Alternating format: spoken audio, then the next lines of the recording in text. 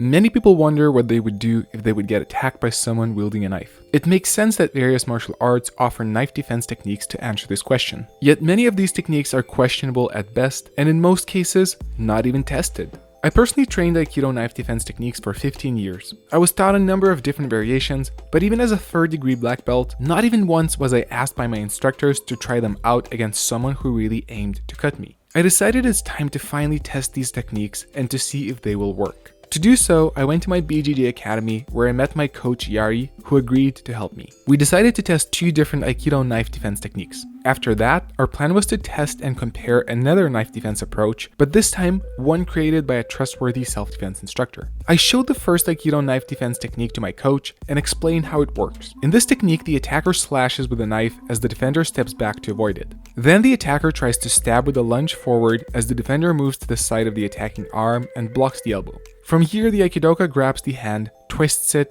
performing a technique named Sankyo, and continues to disarm the attacker. From the get-go, we were both concerned about the manner of attacking displayed in the technique. Not only is it a single attack without a follow-up, the attacker also stops at the end. Meanwhile, many self-defense instructors commonly address that a knife attack is rapid and hectic. In order to find a middle ground between how a real knife attack is executed and how the Aikido knife defense technique is taught, we decided to limit the knife attacks to stabbing, but without holding back or stopping. Every time my coach stabbed me, I tried to enter and block his elbow. Unfortunately, I achieved no success. We then decided to test if I would be able to perform the technique itself if I was somehow able to enter and block his elbow. I positioned myself, and once Yari said go, I tried to apply the techniques as he was resisting it. Here, I was unsuccessful again. Then my coach shared a valuable insight. He suggested to hold my hands closer to my body while I was performing the technique. This proved to be much more effective, yet it was also a controversial moment for me as a former Aikidoka. Throughout my whole years of training Aikido, I was taught to keep my arms extended at all moments when performing Aikido techniques.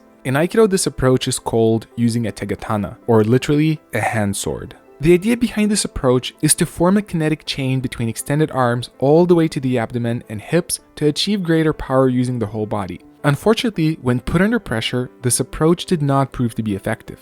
We were then ready to move to the next technique. The following move was also designated to defend against the stab. Here the aim was to move to the side of the attack, enter close to the attacking arm, grabbing it and extending the attack to unbalance the attacker. After that, the Aikidoka continues to apply a wrist takedown known as koregeshi. Unfortunately, even if I was able to grab the attacking hand, I was unable to extend it or to unbalance Yari. I was also unable to apply the wrist throw.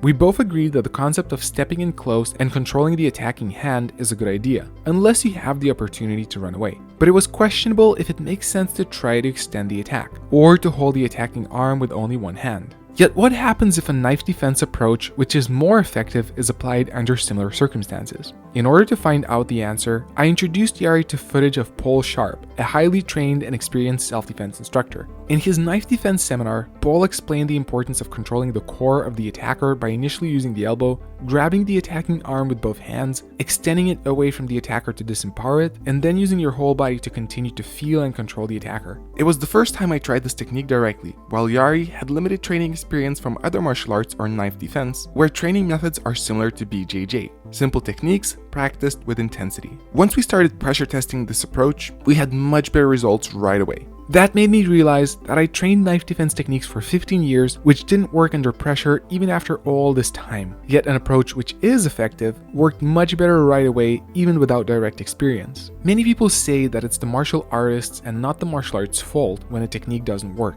But this example shows that the right approach is much more important than the practitioner who does the technique. To see how we pressure tested Aikido's hand-to-hand techniques, click on this video right here. If you want to see the full version of my training with Yari, click the join button and become a member of the Martial Arts Journey tribe. Until I see you next time, I wish you to keep owning your journey.